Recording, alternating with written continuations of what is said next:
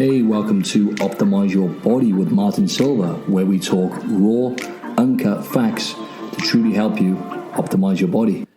Hey guys, before we get this podcast rolling, I would like to let you know that I have some slots available for my online coaching packages, whether your goal is just to get in shape or if you were looking to get on stage and compete, as a bikini model or physique athlete, bodybuilder. Please reach out and give me an email at admin@optimizeyourbody.com. So send an email to admin@optimizeyourbody.com. Also, to go get your free recipe ebooks and your free training plan, just head over to my current website, martin-silva.co.uk, martin-silva.co.uk. And all you have to do is enter your email address into the pop-up box to receive. Enjoy. Dude, you're up early today, man. It's 7 a.m. over there. It is. It's 7 a.m. here, mate. Yeah, it's 7:15. Had a couple of clients this morning, 5 a.m. Nice and early, mate. Nice and early. Nice and early, mate. It must be late for you, man. I don't know how you function at that time. I'm probably falling asleep by 10:15. I only get started. I only get started around this time. But to be fair, I mean, if I was in Australia, I think I would be awake all hours of the day. Whereabouts are you based? It's Sydney, is it? Sydney, mate. Yeah. Have you ever been here? I was there in October. It's got it. How long have you been there? I've been here now for over 2 years. Oh, mate! Next time I'm out there, I'll hit you up and we'll get a session in. What part are you in? I'm in Coogee, so the eastern suburbs. Awesome. Yeah, dude, we'll definitely get a session in. 100%. Come to the gym in Coogee. Yeah, we'll catch up for sure. So you've been busy. You've got your kind of. I think, did you say you have a few weeks left before you start cutting for your show? Yeah, that's a good question because I've got around about just under 17 weeks left, but I am going to kind of have a little experiment now and do like this week, I think I'll bring my calories down. So I've been, just for the listeners, I've been bulking for the best part of the year, really. So I've been trying to gain muscle, and I don't know about you, Chris, but for me, it's a full-time job and project actually building muscle nowadays because I've been trying to do it for years and I'm struggling.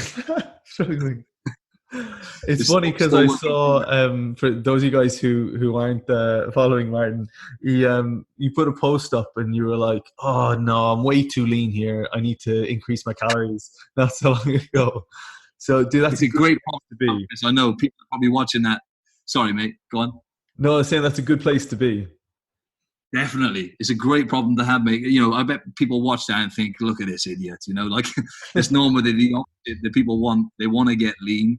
And so for me, I've been lifting weights for a long time now, for about 16, 17 years. So much like yourself, mate, I've got a lot of lean body mass. And as you probably, I know you get some great information out of this. You probably have already explained to the listeners the science behind, building muscle. 1 pound of muscle will burn, give or take 30 to 50 calories just to keep that muscle on your body. So I've got, probably there at about 75 to 80 kilos of lean body mass now, roughly. So, my body, just to keep, my maintenance calories are over 4,000 calories now. So yeah, it's a lot of calories. You're doing quite a lot of walking as well. You're kind of just sitting around 15,000 steps. And is that just on a day-to-day basis? Yeah. So I average around about 12,000. Yeah. So that's with, not having to schedule that in. So as you said, mate, my daily activity is through the roof. Yeah. Yeah, that's mental, dude. That's mental. And I think, the one thing that really kind of resonated, with me when I was, going through your more recent posts is just how difficult it is to put on muscle. Obviously you've been doing this for a long time. I think we just kind of we just mentioned before the podcast off air. Martin didn't know I was actually at his show in 2015 in May. His first show. Yeah. That was your first show, right? It was my first WBFF show. Yeah, I'd done 5 shows prior to that. What did you do before that? I'd done men's physique before that, Chris, with UKBF. Awesome. Yeah. Yeah, that's awesome. And obviously, I mean, over the space of, I suppose, from 2015 to now, how have you found, obviously putting on muscle is it's a struggle, right?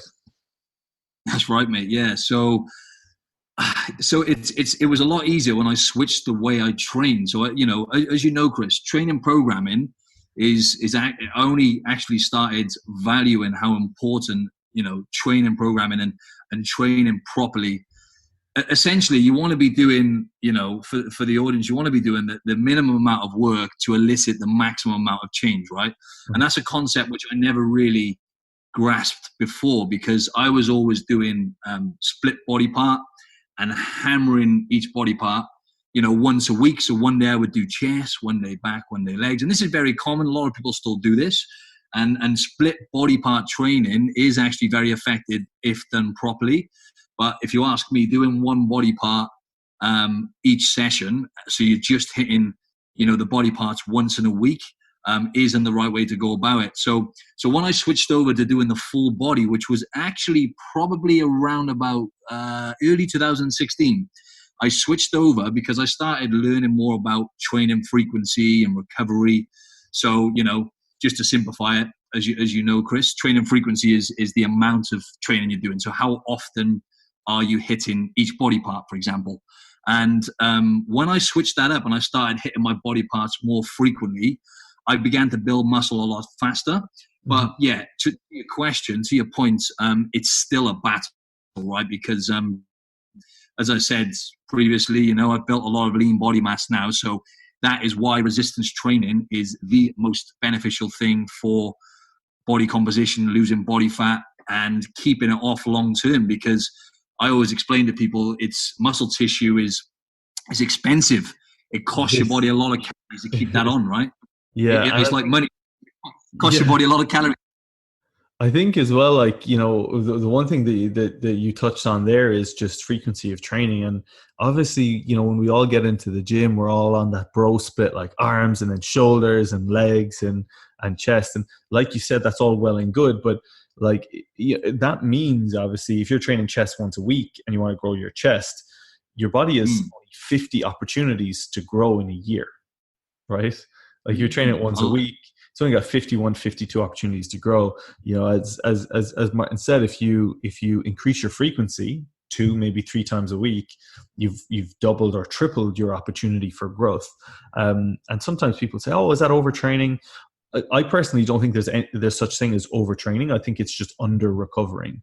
And for someone at your level, obviously, to be competing at that level. And with your nutrition the way it is, you're ensuring that you're recovering is as well as you possibly can, and it's sufficient. So I think that's such a good point. How have you found, I suppose, with this prep now going into it, what are you going to be focusing on most?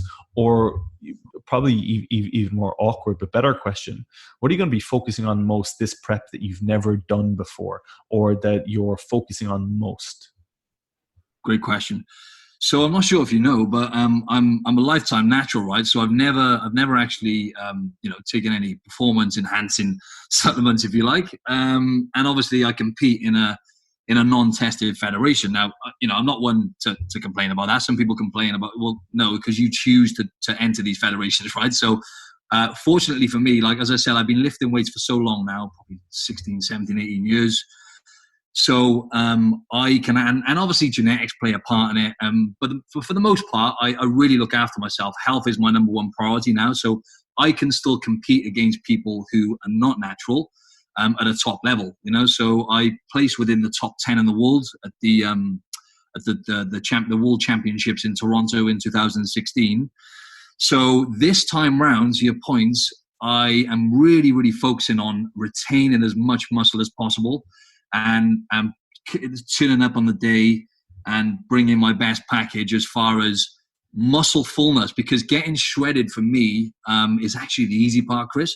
So the funny thing is now, I was saying to someone recently, it's actually going to be easier for me now to cut. It's actually going to be really straightforward for me to get lean. The bulking has been the hard part. So mainly my main focus this time around with the prep, the things I'm going to be doing differently is I'm going to actually do probably a shorter cut this time. So last time round, I was actually really, really lean, like 12 weeks out, which is a good thing, because then it makes the prep a lot smoother and easier. But I think this time round, I'm going to do a little bit of a shorter cut and try and retain as much muscle as possible. Now, when I say shorter cut, I haven't fully clarified that in my head yet, because I'm going to be doing a little bit so I've got like 16 weeks now until I compete. So I'm going to do like a little experiment now over the next few weeks, bring my calories down a bit, see how I respond. So, but yeah, and what I need to really get right this time round, Chris, actually, which is much more important than what I just talked about, is actually bringing the best package on the day. So my last competition in 2016 in Toronto, at the World Championships, I got a lot of things wrong on the day, which really hurt, because the show before that, I was actually, I looked better on stage. So everything from my tan, my spray tan, to muscle fullness wasn't quite as dry either. And my posing, I used a different coach this time. And I'm not going to point the finger at the coach. It's obviously, I'm accountable, but I didn't quite get my posing right on stage either. So all of those things, Chris, as you know, at that level, that can knock you right down. But, I still got within the top 10. So it'll be interesting if I get all of those things right this time round, see how we get on, really. Yeah, absolutely. I mean, just for those out there, in terms of maybe your last few days, without throwing anyone under the bus, because I actually don't know who it is. Either way, was it a case of kind of maybe water manipulation, carb up, or what aspect of your prep leading up to that did you feel could have been better, and what have you learned from that? Okay, so what I have learned is actually in terms of the fullness I was talking about, so muscle fullness is actually important, especially at the pro level.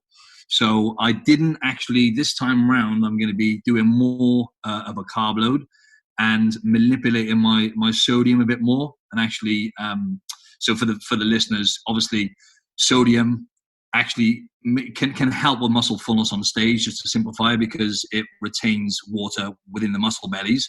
Mm-hmm. So it is important for you to have a decent amount of water within the muscles, right? So I'm going to be, this time round, I'll be having more, like I said, more carbohydrates and loading more, because I know I could get away with more than what I had last time. So peak week, we call it. So the week before the show is when you kind of, all you're going to be doing that week is you're not going to be getting any leaner. All you're going to be doing, as Chris said, is kind of getting it right with your sodium, water, and carbohydrates. So all that dictates really on stage, those three things, so sodium, carbohydrates, water, is how full your muscle bellies look, which I said is very important for obvious reasons, for proportion, for muscular proportion and symmetry. Not so much symmetry, sorry, more muscular proportion and having a nice full physique to add to the aesthetics, because obviously your waist is going to be really tight and small because you're going to be shredded. And also then as I said, the water, carbs, and sodium is going to dictate how dry you are on stage, as us kind of, that's what we call it in the bodybuilding world, if you like, dry. So essentially you want to be pretty dehydrated on stage. So I think what I need to do is come in a little bit drier. So what I'll do there is I will actually, I'm still working that out, to be honest, what I'm going to do with the water, but I'm not going to do anything too crazy really this time. I might there's a few things I'll do there, but without going too much into detail, it's more a case of having more carbohydrates and doing something a little bit different with my water. I think having a little bit more of a water load, so having water leading on peak week, and with the carbohydrates, not the carbohydrates, with the sodium, I'm going to manipulate that a little bit. Like say 4 to 6 weeks out, I'm going to play around and see how my body responds in terms of the muscle fullness, with the sodium. So, yeah. Amazing. That's something that I've not really played around with as much as I should have. What I have noticed is when I'm growing or I'm trying to get a lot of food in, I find that especially in terms of, that pump in the gym or that fullness in the muscle, that aids performance and strength, I've noticed a massive difference. But when I've been that lean, I've not actually manipulated sodium. So that's definitely something that I'm going to make a note of. And it's something that it's kind of been on my mind for quite a while, but I haven't experimented with it enough to really feel or see how my body reacts. So I'm going to be interested to. So how many weeks now? Did you say it was 14 or 15? It's like just under 17 weeks now. Oh, Yeah, dude, you've so loads of time. You've loads of time. You've loads of time. Yeah, you've loads of that's time. exactly right. I've got 4 weeks now, a solid 4 weeks where I'm still looking to build a bit more muscle. Yep. So I might just do this week because I've like I said to you, I've been bulking for a while. Literally this week, I'm gonna just go into a bit of a deficit, I think, and see how my body responds. So Awesome. Which show is it, by the way? So it is it's the Australian Championships. So Amazing. it's a pretty big one here. Yeah. So it's up in the Gold Coast. Yeah, in Australia. Oh, So awesome. Awesome. I had yeah. Alicia Gowans on the podcast not so long ago. So she's down that neck of the woods. She's going for her third world championship title in the Bahamas.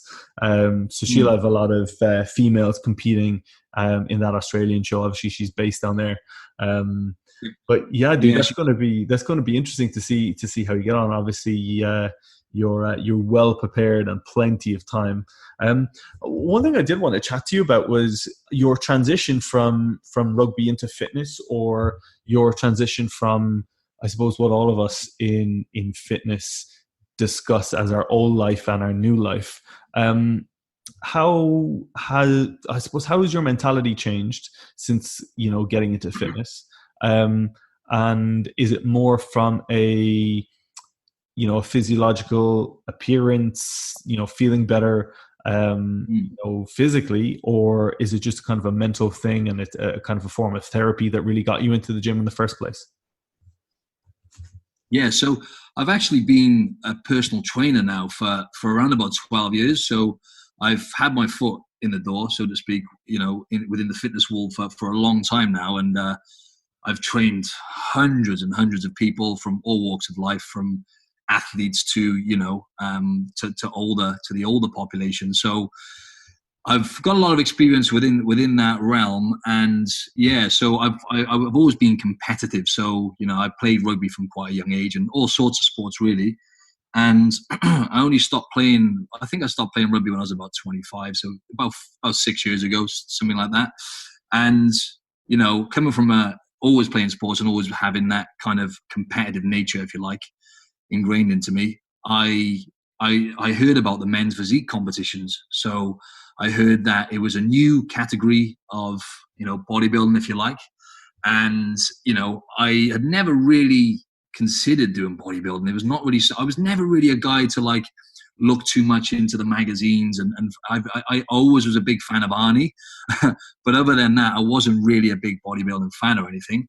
But anyway, one of the guys that in the gym I was working, and he was like, "Oh, he told me about this new competition." He said, "You should give it a go." He said, they're kind of going for, just the men's health kind of, cover model kind of look. So you can relate to that, Chris. Yeah, I saw you've done some cover stuff there, mate. Just a few, yeah, just a few. Yeah, It's funny though, because obviously my journey into fitness was quite different, right? Like I've not competed yet.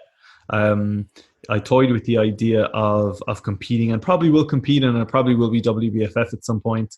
Although I'm pushing on. I'm going to be 30 this year. You're good. I'm 31, so you're good, man. I've got time. But yeah, so obviously my journey into fitness, I suppose, was when I moved over to London to do my doctorate. My PhD was in leukemia, was in cancer research. Moved over here, didn't know a single person in a city of 9 million people, and I just joined the gym. And I happened to join, a pretty big bodybuilding kind of fitness orientated gym when I was here, and everyone was doing bodybuilding shows, getting in shape and doing shoots. And I was like, I reckon I can cut down. Obviously, I was still am small, but I was a lot smaller back then. But I knew I could get lean. So I decided to cut down. When did you start lifting, Chris? Well, so like yourself, my background was a rugby background. I played semi-professional, got scholarship to university, and always had this chip on my shoulder of being the smallest guy on the pitch. So I spent more time in the weight room than anyone else.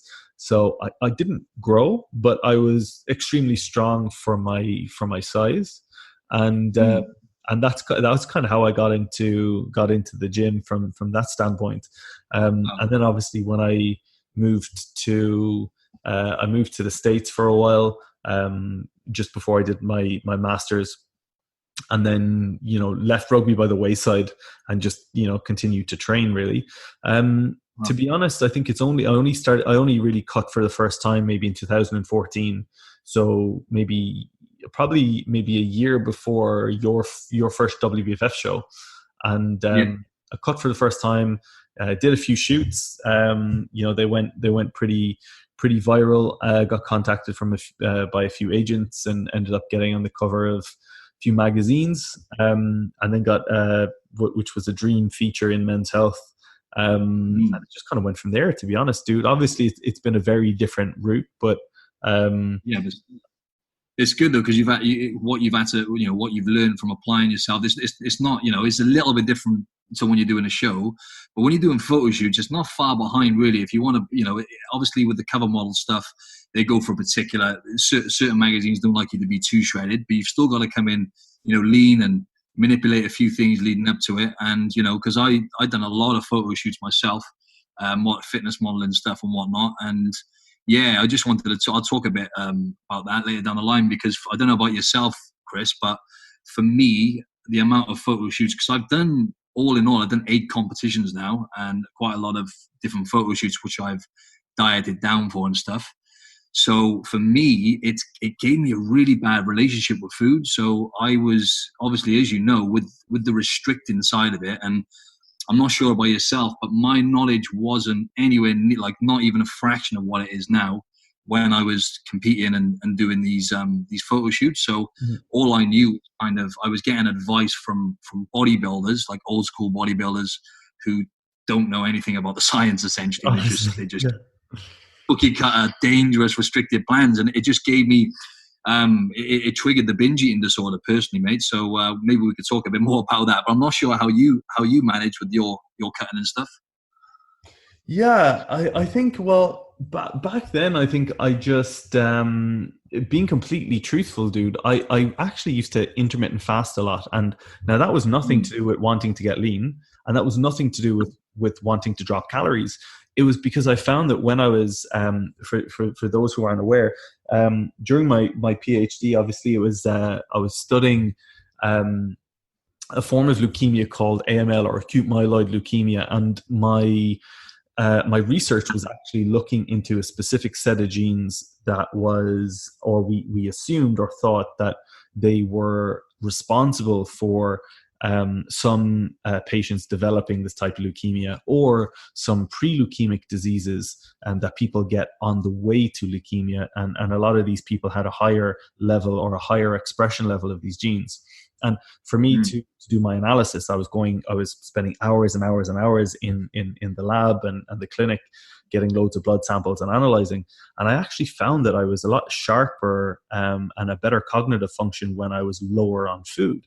So I actually used to go, I'd wake up. I was always quite active on my train in the morning.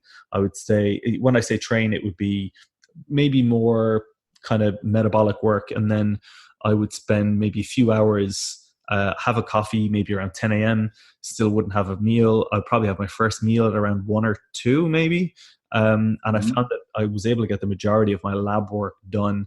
My brain function was perfect. I felt I was like on point. And then I just used to backload my carbs for my evening training session. Now, let me ask you what food you're eating then, though, Chris. Sorry to intervene, but because that's the important thing, Chris, right? Because I never promote fasting to the majority, 90% of people, if you ask me, have no place really focusing on fasting, because building that healthy relationship with food and eating whole foods for the most part is the absolute game changer. It's the most important thing, because if people, I'm glad you mentioned at the start as well that, it's when people use intermittent fasting, or any form of fasting for that matter, to lose weight or to get leaner, I think is a dumb idea. Because don't get me wrong, if you're eating healthy foods, it gives you a shorter window to eat those foods. And as you said, you can get leaner. Like, it's easy, because I do intermittent fasting myself, so it's much easier to get leaner because you've got a shorter window to eat. And as you said, you feel, for me, and for I find guys respond a lot better to it. But for me and for a lot of people I've coached, who have got to a decent level, cognitively, energy wise, and all of these things, you function much, much better. But So I was just going to ask, No, were you yeah. go on.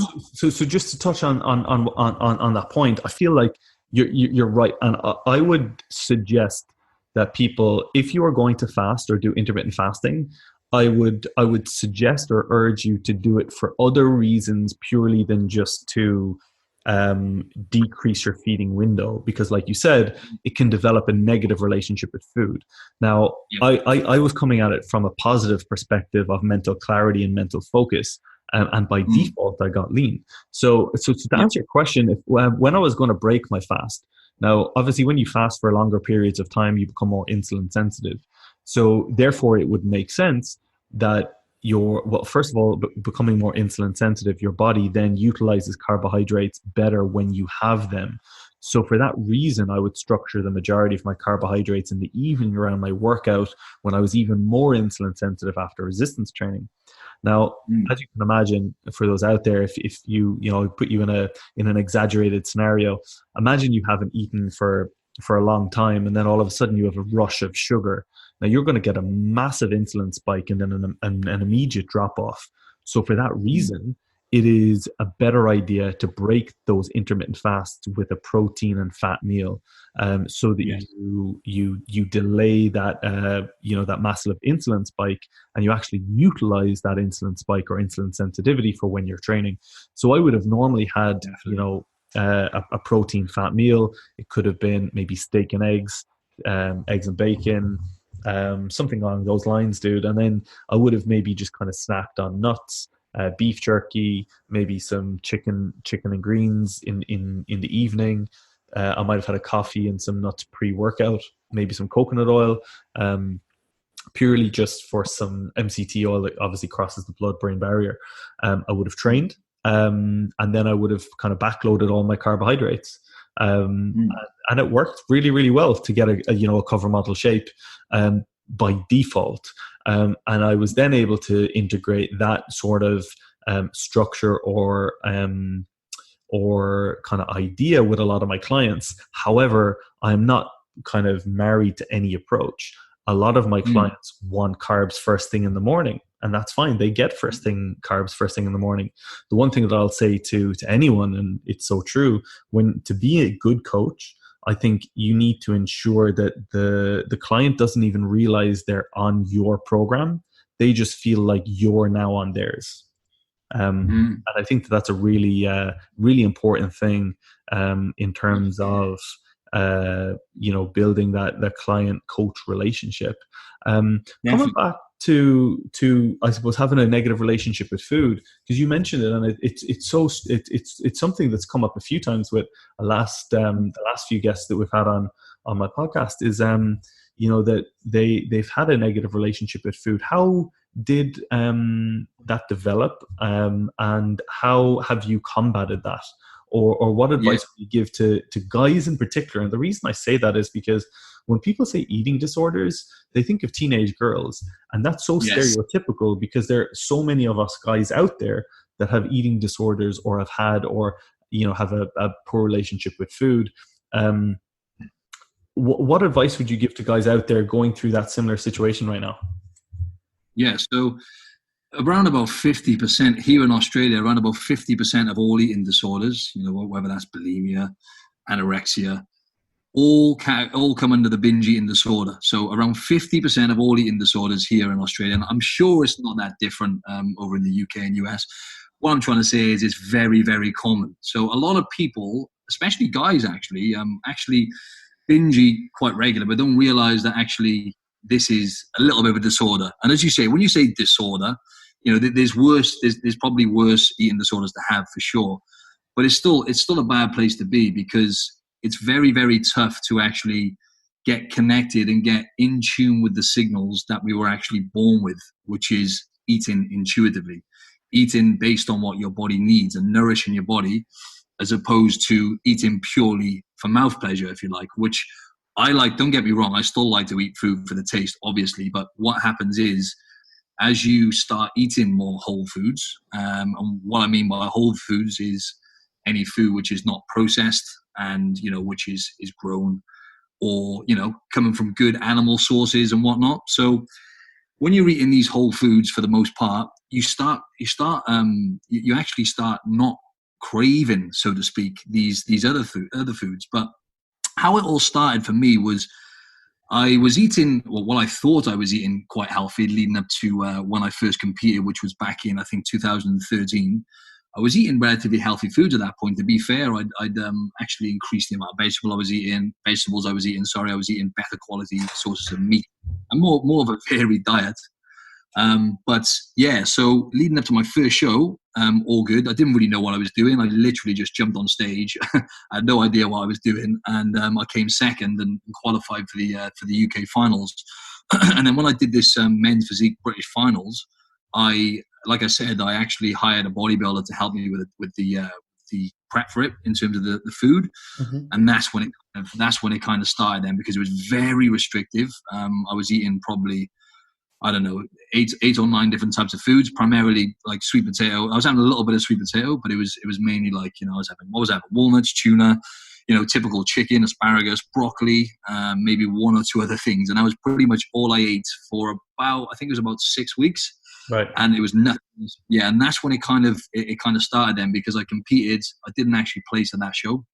And leading up to this is when I started realizing, well, actually looking back, I didn't realize at the time, I was actually making a list of, you know, the kind of foods I wanted to eat and whatnot once I got off stage. So I bought all this crap food, you name it, cakes, cookies, everything. And my mate came and watched me at the show. The second I got off stage, that's when the first real binge started. And that, to this day, my friend and I, within this, it must have been about 36 hours or something, we put away probably over 20,000 calories each of just absolute garbage. And that's then when I realized, okay, so this can't be too good. But then what I was doing then is all I knew in between shows was to eat the bodybuilding diet, so to speak. That's all I thought, right, okay, this is healthy. You know, I'm eating some vegetables, although it was probably just two different vegetables, broccoli and asparagus. And then, So, and then I genuinely thought, Chris, I was being healthy. And then when we get to the weekends, I would obviously, what I like to call now is symptom eruption. I would get to like a Friday, Saturday and have one bad meal, and then the whole weekend would turn into a binge. But just to cut a long story short, when I got towards the end of this issue, I just started eating more vegetables and started educating myself on you know, that we don't need to eat. We don't need to eat a meal every 2 to 3 hours, like I was brainwashed into thinking when I was doing bodybuilding. You don't have to eat little and often. And in fact, it doesn't matter too much. You're kind of splitting hairs. I've had a few people message me lately saying, oh, well, you can only absorb a certain amount of protein per meal. And it's like, well, there's some studies to show that, but that's the bottom of the list. You know, as you know, the most important thing is, I would say, you know, nutrients, eating whole foods, right, and nourishing your body, but the energy balance, the actual total calories you're having and total protein intake is the most important thing. So, yeah, once I realized that actually most of these things are complete myths, we don't have to eat every couple of hours. Because, Chris, I used to literally think that if I would skip a meal, muscle would fall off my body. That's genuinely what I thought. I know, and the thing is this, dude. I think when you're naturally an ectomorph, obviously, you know, you're a lot bigger than me, but when we struggle to put on muscle, that is just the constant struggle in your head of like, you know, and I use this term, you know, in the nicest sense of the word, but you know, it's like the opposite to fat kid syndrome. You know, when you have, I've got plenty of clients who used to be quite chubby as a kid and they get in great shape and they still feel like they're that chubby kid all of the time and they have that poor relationship with food. It's no different to us the other way around. That's exactly. We always feel small. Yeah, of course, it's a form of body dysmorphia to some degree. I feel like as we grow older and become educated and become more mindful, obviously we step outside of that and we become more present. But yeah, absolutely, dude, I know what it's like. It's like, you know, you go a few hours without eating and you think, oh my God, I'm shrinking. Oh my God, I'm shrinking. Oh my God, I'm shrinking. And then, especially when you're dieting, because you feel depleted, you feel flat, like you said, you're low on salt. And then all of a sudden you go into the gym, you get a pump and you look insane. Then 45 minutes later, you think you're tiny again. So it's one of those. It's bigger, you know, they call it, don't they? Bigorexia. There's actually a name for it now. Absolutely, absolutely, absolutely. So, talk to me about. Obviously, you've been out there for 2 years. Yeah. How are things out in Sydney? What's the plan? What are you doing? PT, online coaching. Where do you spend most of your time? Yeah, so I actually, when I came out here, I just firstly, the reason I came out here was because obviously a change in lifestyle and the weather helps, but there's a lot, there's a lot of opportunity here. Also, I've got a few friends here from back home, so I thought, I'll give it a go because, yeah, cut a long story short, I came out here for the opportunity and a change in lifestyle. It was something that I'd had at the back of my mind all through my 20s, and then when I got to like 29, I thought, right, I'll miss the boat now if I don't do it. So came out here, and I came out here to actually pursue more of the modeling stuff. So, fitness and also commercial modeling. And what I had started doing a little bit of in the UK before I came out here was a little bit of acting stuff. So initially my goal was to come out here and sorry, let me just talk about the personal training. That's always been kind of my, my bread and butter, if you like. That's, like I said, I've been doing that for about 12 years now. So I had a gym lined up. So I was going to come out here as a self-employed trainer as well and build a business here in Coogee where I live, which I did. And I'm still actually doing the personal training now. Mm-hmm. But the modeling stuff, I done a few bits and bobs of that. But in reality, I just realized when I got here, I learned a lot about myself, by the way, moving to the other side of the world. And I realized that actually, like, this is my expertise. This is what I love, fitness. So how can I reach more people, Chris? Much like yourself, it's like, how can I reach more people? So that's when I started the podcast. And, so out here. And also I actually got into doing public speaking as well. That was something which I wanted to delve a bit more into. So I haven't done one for a while, but I was doing like my own kind of presentation to different corporate businesses across Sydney and teaching people essentially how to get in shape and, teaching people to make health a priority, because that's my message now. Because as I mentioned then, I managed to switch my mindset into focusing really on health and focusing on the important, markers, if you like how am I performing in the gym? How is my energy levels? How's my sleep? When I started tuning into these things, that's when aesthetically my physique started improving, because I was in a healthier state. And then I was educating myself more on the training programming as I alliterated earlier. So yeah, just to your points, I came out here to pursue more of the modeling and acting stuff. But then I actually realized, you know what, it's not something I'm really passionate about doing. So I'm going to continue on my path with fitness and really try and expand and grow some form of online presence, which I already had, but I wasn't getting great content out there, Chris, which is something I changed. So. Yeah, it's key, and I think for me, what really took off for me was, even when I was getting on the cover of magazines and Men's Health, and, I was on a few bits of TV in the UK, things were going well, but I was posting like topless photos of me in my underwear going like, oh, hit me a message for online programs. And it was only when I realized, like, listen, okay, this is great, but I need to educate people. I need to motivate people. I need to inspire people. And it was only when my content started becoming more educational and I started giving out more at the end of the day, we all know, regardless of how much we know as individuals, we know something that other people don't in some area. For example, Yep. There could be, 10 people in a room, and as long as you know something that can help one person in that room, speak to that person. Try and help them, try and empower them, try and educate them. You don't have to know more than everyone. And I think the biggest issue with people in the fitness space is everyone's so afraid or terrified of being called out about something, or just because you don't know everything, like, doesn't mean you can't say something. And the truth is that nobody knows everything. And the more you know, the more you realize you don't know. So for me, I was like, okay, well, I'm a pretty educated guy. I've got a master's, I've got a PhD, not many people have those. I was like, well, there's no reason why I can't give out content. There's no reason why I can't try and educate and help other people.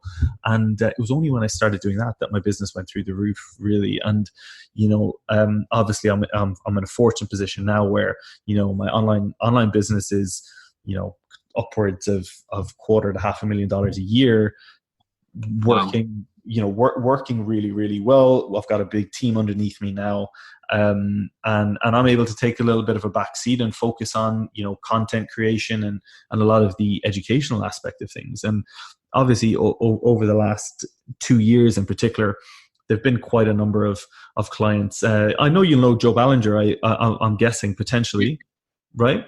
Yeah, Joe. Yeah. Yeah, so Joe joined my mastermind in February.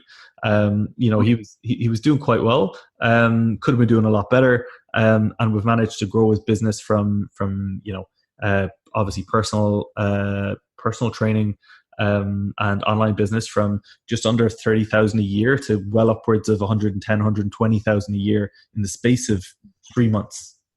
So wow, all I'm doing now is in the aspect of my mastermind is helping clients like Joe who have a great presence. They look great, and just give them more accountability too. I really enjoy that, to be honest. And I was talking to I don't know if you know Brian DaCosta. He's one of my mates over in the States, and he obviously. He's got an online fitness business, and he's helping people at business to business coaching, help them grow their businesses as well. And I asked him this question. I was like, which do you prefer? Do you prefer helping, PTs and online coaches grow their business, or do you help, the small number of clients that he still has, get in shape? And my answer is exactly the same. I love them both in different ways. I think, I suppose, as a fitness entrepreneur, I think we need to just delegate our time better. And, I still have, maybe 10 to 15 nutritional clients that I keep personally. And then the other, few hundred go to my team of coaches.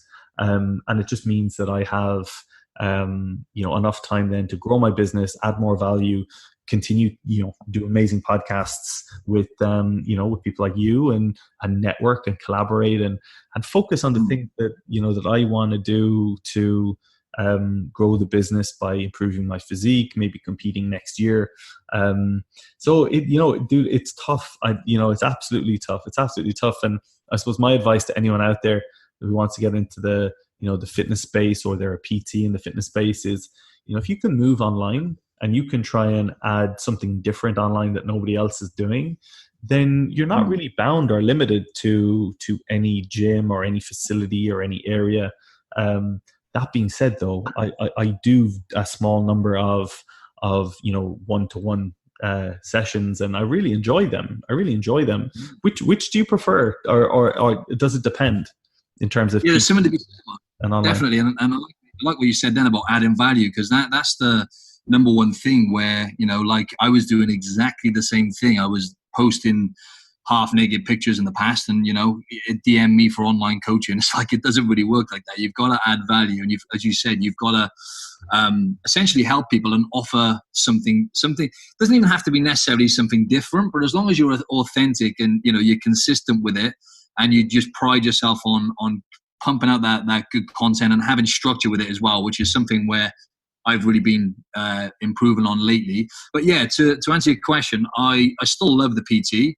There's something to be said about those interactions, right? So, there's nothing glamorous about, people say, you're an online coach, but when you're sat in front of a computer all the time and you're slouched over your iPhone, it's nothing, it can be tough at times. So as much as it is great to build an online business, as you said, I still really value those interactions that I have with my clients as a trainer.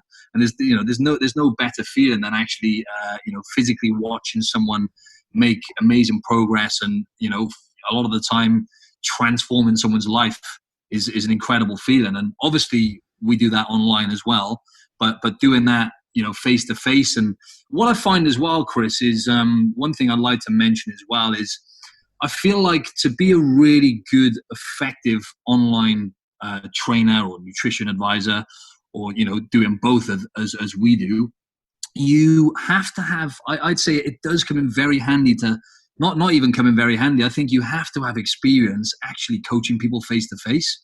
Agree. Because, 100%. Do you agree with that? Because I find there's a lot of people out there like, every Tom, Dick, and Harry is an online coach now, right? Which I'm not hating or nothing like that, but it's just unfortunate that I've dealt with a lot of people who have come to me because they've had really bad advice, and sometimes actually they've had a bit of damage done to them from cookie cutter, online kind of program plans. So yeah, so I completely agree, and here's my thought process on that. I think number one, I think to be a good personal trainer in person, you need to have good people skills. And if you want to get into the online fitness space and you want to grow a business, you're still dealing with people. You're not in the fitness business. You're in the people business. You just happen to talk to them about fitness. And I feel like good personal trainers are good people. And I think to be good in anything, even if it's online, yes, you're, to be honest with you, even in the online space, you need to be even better with people because they don't have that connection with you. You need to bridge that gap even more, number one. Number two, I feel like physically, anatomically, being a personal trainer allows you to clearly understand the human body so much better than someone who's just come into online training because, they've got a decent pair of glutes or they happen to have, really good abs and they've got a decent following. And I think, thirdly, I think the issue that arises that you mentioned when people feel like they got a cookie cutter plan, or they probably didn't get the attention to detail that they would have liked. That screams to me that whoever that person was, and they're everywhere, is someone who could be an amazing personal trainer and amazing online coach. They could be, but they're overwhelmed. They're overwhelmed. They have too many clients. They don't know how to systemize their clients. They're not able to give the attention to detail that the clients need. And how or why that happens is normally because people see dollar signs and they just see these clients as paying customers rather than lives that they have the ability to change. And if you're smart with business, you're smart with systems, you should be able to build a team around you who can support every single one of your clients. For example, with a lot of our client groups, we will have designated lectures or group calls whereby we go through specific slides on, this week just gone, we went through progressive slides, looking at the different forms of progressive overload. And we will go through, obviously, the theory, but then obviously we have a Q&A section afterwards where everyone gets a chance to speak and assess their thoughts. And that's bridging the gap in the online space that not a lot of people are doing, instead of just an email here or an email there. And I feel like to excel in the health and fitness space now, people say it's saturated. I don't think it is. I think it's saturated with a lot of mediocre trainers.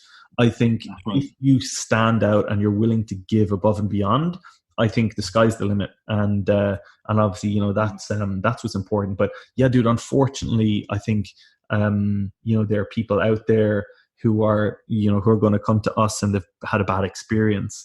The one thing that we try and do now with clients is, like yourself, anyone in the online fitness space, not everyone wants a coach for life. Some people want to coach for a year. Some people want to coach until it runs its course. And some people just want 8 weeks until they go, on holidays.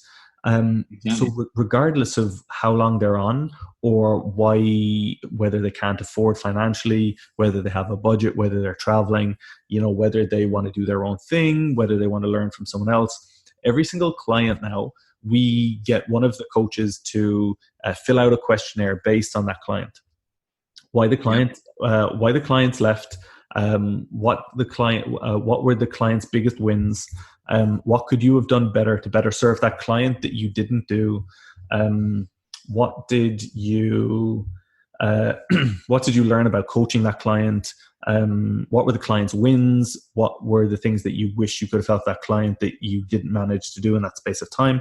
And the reason we do that is so that, one, it keeps the coach accountable, but it also means that we're feeding back information to the team, and we can see, okay, like, so, for example, if a lot of people are giving out the same response that, maybe I couldn't continue because the program was too expensive, we may readjust the pricing structure or find a way of offering a service that, we can scale so it's not as expensive. or, you know, maybe the client felt they didn't have a specific support in a specific area. I think that's really important. Obviously, when it's a one-man team and it was me by myself for a while, it's difficult to do that. But, you know, what I do and what I've been doing with Joe and a lot of the guys is put a team in place and show you how to do these systems so that, you know, at the end of the day, a happy client is a successful client, and a successful client, you know, is going to continue to see results. So I think client retention is key. 100%, yeah, and changing behaviors and stuff as well, because a lot of people, they want to go from, you know, it's human nature to want to go from kind of 0 to 100 and get results really fast. So a lot of people want to, you know, we want to get those results, and we don't really want to, the patience comes in, you know, is very important. But changing human behaviors, you know, to actually get results and long-term sustainable results, you know, people have to change certain things. And it has to be, if you ask me, that you know, by far the superior results I've had with people, whether that be personal training or online, is when we just make the small changes and we're consistent with those small changes. And once we've been consistent with one change, that could be anything as simple as increasing vegetable intake, and being consistent with that. Once we've nailed that one, and that's now a part of their lifestyle, boom, let's move on to the next thing. And that's how really, for the average person, you get those long-standing results. And, you know, protein intake's another one, Chris, right? So I find a lot of people are, you know, kind of grossly under-eating protein, a lot of people. So it's like, okay, let's bump that protein up now, which is going to, you know, help blunt your appetite and all the rest of it. And once they're consistent with that, then they start noticing, oh, okay, the results are coming, and then we change something else. But what I'm looking to tap into a bit more now is helping people prep for competitions. So that's what I'm going to be. Yeah. So I'm gonna see if I can, you know, get a few people on board with that as well now, because I've had a few people inquire and stuff like that. But as you mentioned, mate, scaling it, you know, obviously I still do some PT as well. So, and I just noticed a book you were reading called Scale as well, actually, which I took a screenshot of. Dude, but scaling is key, right? Let me tell you a story about that book. So, I actually haven't. He's actually going to be on my podcast soon. So, probably 3 years ago, just before my business really took off, I had a client at that point for. So basically, let's bring it back a little bit. So for those out there who are offering online coaching, or if you're out there, you're aspiring online coach, what I did was I decided to increase my contact with some clients and give them a call every week rather than a normal check-in. So I decided to offer, and that was my ability, my way of scaling my business. So yes, I could charge more and I could have less clients and get more income for the time that I was putting in, but give them more value. So I created a Skype program where I would call them, which now a lot of people do. Long story short, one of the clients, obviously it was a higher end program. One of the clients joined, and we were working together for 6 months. He was doing really, really well. You know, I knew he was pretty successful. I never really asked what in. Turns out that it was the author of that book, Frank Bria. And long story short, we decided to work together in business, and set together my mastermind, which we put, you know, in place. And during that period of time, he was traveling Europe. He was in the States at the time. He was traveling Europe for about 2 or 3 weeks.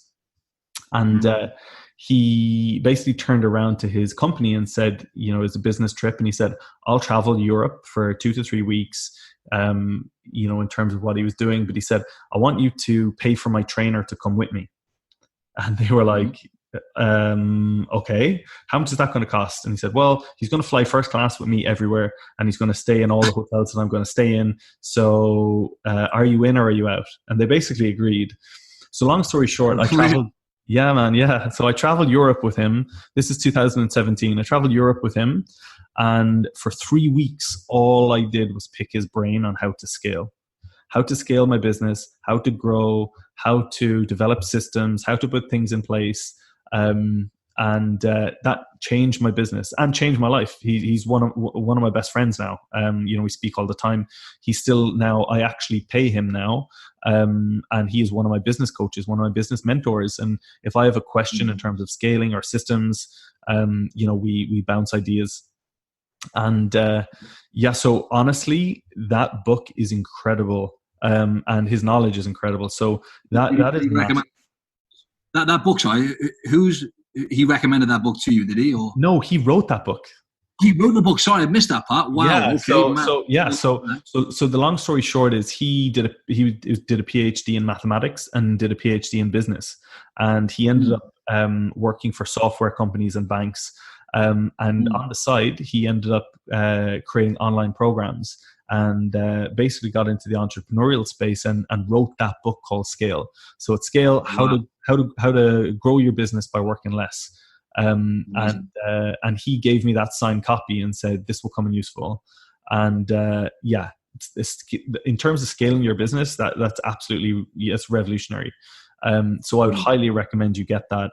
And I use a lot of those principles with a lot of my mastermind clients now. And obviously myself and Frank, we set up my mastermind. He helped me launch that back in 2017. I only took on a few what I said to myself was I wanted to wait until my fitness business had hit $500,000 a year before I started focusing on the business aspect of things, because I didn't want to be hopping around from one thing to the other, and I wanted to make sure that the fitness business was right. And even now, dude, I spend a vast majority of my day thinking of ways that I can improve the service that I give to all clients. And I think as entrepreneurs and you as an athlete, we're exactly the same. We're programmed to think, how can we improve? How can we do better? So dude, I would absolutely recommend you get that book. It is mega. Awesome, mate. Awesome. I'll get on that. But so that's it. Just like, obviously, given the quality of service is essential, just to sum that up, right? Because anyone could, this, as you said, the people say is saturated, the fitness industry, but every industry is saturated now because of the day and age we live in with technology advancing so fast. Everything is saturated. It's just, how do you actually put your stamp on it, and how do you add more value and go above and beyond, I guess, Chris, isn't it? Absolutely, dude. Absolutely. And, I think with you now prepping for your show, I think that's going to, that's really important as well for your clients to see that you're still pushing boundaries. You're still learning, you're still growing, you're still trying to, do new, like you said, about your sodium manipulation. You're still learning, you're not just giving up and just wheeling out information to everyone else. Awesome. I'll pick your brain a little bit offline anyway, mate, now. So yeah, mate. I was going to ask you, whilst we're on that topic real quick, right? I was going to ask you about people getting in shape, and obviously, 6 out, I always say this stat, but roughly 6 out of 7 people will lose a significant amount of weight or body fat in their lifetime, only to put it all back on, and sometimes more. So losing body fat and getting in shape is one thing, but actually sustaining it and managing to maintain this and molding your lifestyle in a way where you're still a happy individual, you have a relatively balanced life, and you're actually managing to maintain this physique without having to think about it, right? That's the battle. So what are your kind of top tips, mate, for the audience in order to, they want to get in shape, but for them to maintain this physique as we do all year round? What are your top tips? So firstly, and I know this is going to sound like a get out of jail free card, but if you have a non-restrictive cut, or you try, at the end of the day, you have to remember, right? Not everyone wants to, get on. I'm sure everyone wants to look as shredded as you and be on the cover of a magazine and etc. But the vast majority of people, that's not their goal. And I think if you can tap into, firstly, why someone wants to get lean, and assess, okay, you want to feel a little bit better. For example, one of my biggest wins was a client of mine who turned around to me and he said, his why was he wanted to be able to take his top off and go into the pool with his 2 daughters and not feel ashamed to be the only dad in the pool with a t-shirt on. And oh, wow, that was mind blowing. Like that, I don't care how many magazine covers I get on. His why is stronger than mine, always will be. And he doesn't need to restrict his food to make that happen. He just needs to move a little bit more, be a little bit more conscious about what he eats, enjoy the gym, and structure his food accordingly, not restrictive. Now, because I identified what his why really was, it's easier for you to tap in as a coach to go, okay, when things get tough, when, he's had a tough week, I'm like, okay, it's not easy, but this is your why. This is the reason we are doing this. Number one. And number two, and it kind of ties into number one, really, in doing so, try not to make it restrictive. If I turned around to him at any point and said, you need to eat this way for the rest of your life, he could have done it. Not the same meals every day, but I educated him on how to make changes, how to manipulate food, how to structure carbs, how, if he is going to have a cheat meal, when to have it, how to have it, maybe go low carb on rest days. That educational process empowers people to feel like they can function without you. Now, the biggest mistake that coaches make is that they restrict their clients so much and in a way form a manipulation tactic, whether they believe it or not, whereby they want the client to rely on them 110% so that they continue to pay them. Now, the truth is, if you're a good coach, you'll educate, empower, and motivate someone so much that they will never leave anyway. Yeah, exactly. And that should be the end goal, because no one really should have to rely on a trainer or a coach for the rest of their lives. The ideal situation, as you said, is to see you for X amount of time. A good coach or a good trainer is actually a guide. That's what you are. Like, as kind of basic as that sounds, right?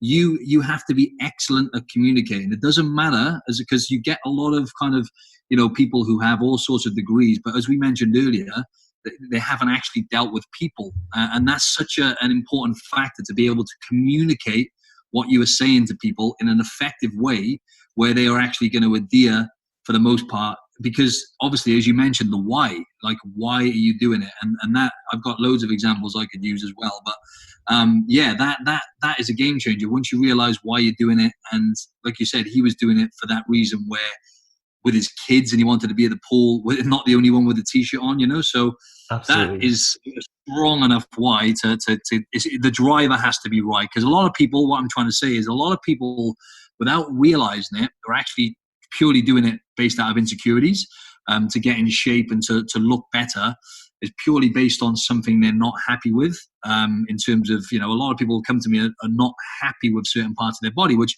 is not always a bad thing. It's going to be the case for a lot of people, but it's just delving deeper into why you want it so much, right? So I think that's really important.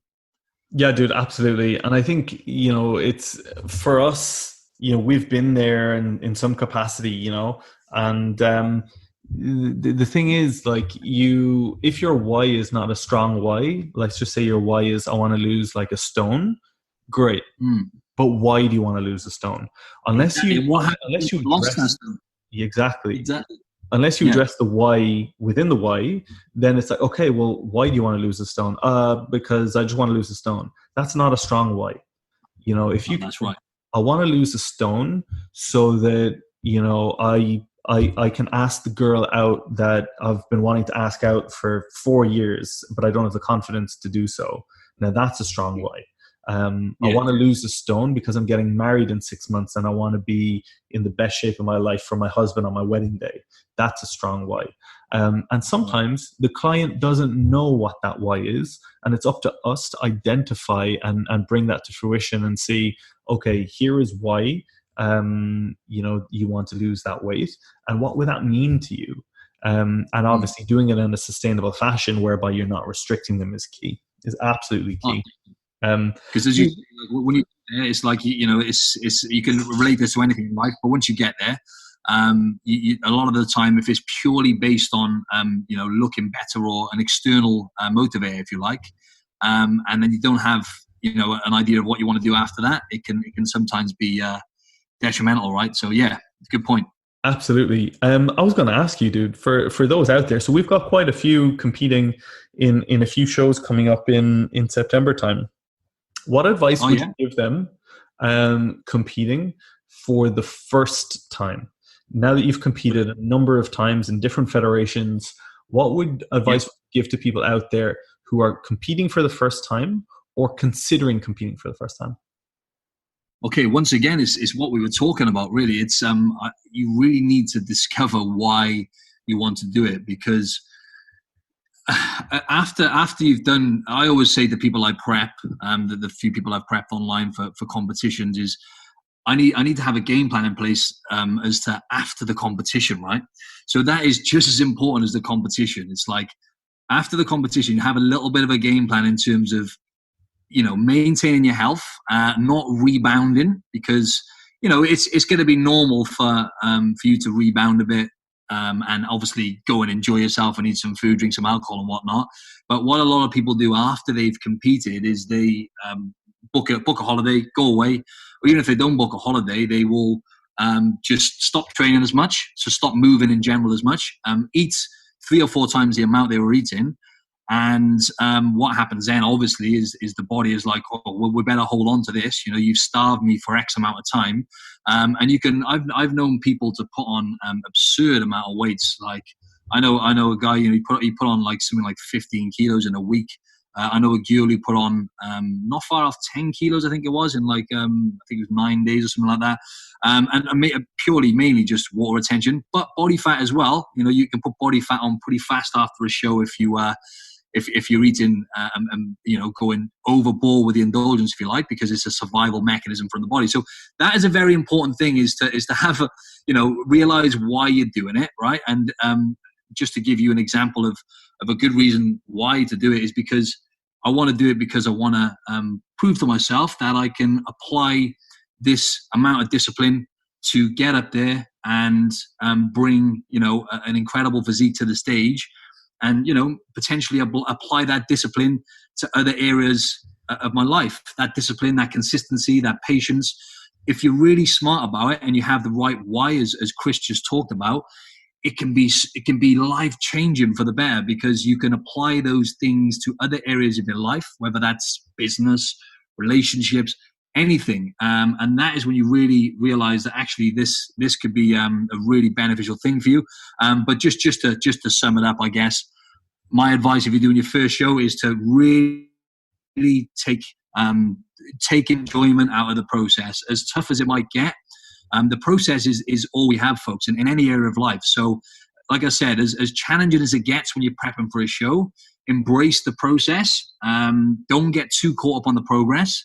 Obviously, you need to keep yourself in check and make sure you're going to bring your best package. But you need to just enjoy the process and embrace the character building that will happen leading up to you getting on stage, because that is the true game changer.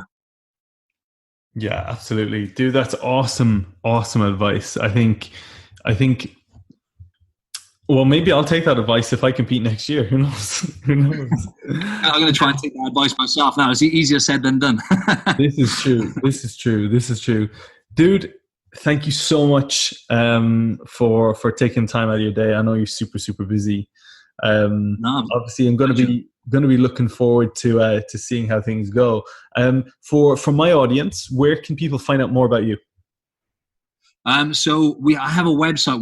My friend and I have a fitness website launching soon, where we're going to have all our programs on there, lots of free guides and nutrition guides and whatnot, and we'll be offering our online coaching services. So that is going to be launched in a few weeks' time, hopefully. So that's going to be www.optimizeyourbody.com. But as I say, that's going to be in a few. I'm not sure when you're posting this, but on my social media, if you can go find me on Instagram at Martin Silva Fitness. And I'm also on Facebook as well. So Martin Silva Fitness, I believe it's just Martin Silva Fitness, yeah, on Facebook as well. So, I'm not to mention, sorry, to the listeners, go check out my podcast as well. I have similar values to Chris after listening to Chris talk here, and I think you'll get some great advice from my podcast, which is also Optimize Your Body. And that's pretty much it, bro. Absolutely, yeah. So we're going to share this audio on both anyway. So for those of you guys who are listening, my end, head over, check out Martin's podcast, check out his prep leading up to this show. I'll be watching. I'll be excited, and fingers crossed, dude. Thanks, brother. I really appreciate it. Yeah, make sure to my audience, you go check Chris out. What was your Instagram again, Chris? Yeah, so for those of you guys, you can probably best reach me at Spearman Chris. Or drop me an email. but to be honest, the best thing to do is if you want to contact me about anything in particular, is to DM, because that will go straight to me. That is not delegated. That is me, will always be me. So that's the best place to catch me. And obviously, if you're listening to this on Martin's End, check out my podcast, the Shred with Science podcast. And yeah, dude, absolute pleasure. I must get a training session in when I'm in Australia next. Yeah, definitely, mate. Make sure you let me know when you're coming. And when I'm back over my neck of the woods over in the UK, if I swing by London, mate, we'll do a session there too. Let's do it. Thank you, brother. Thanks a lot, Chris. Appreciate your time.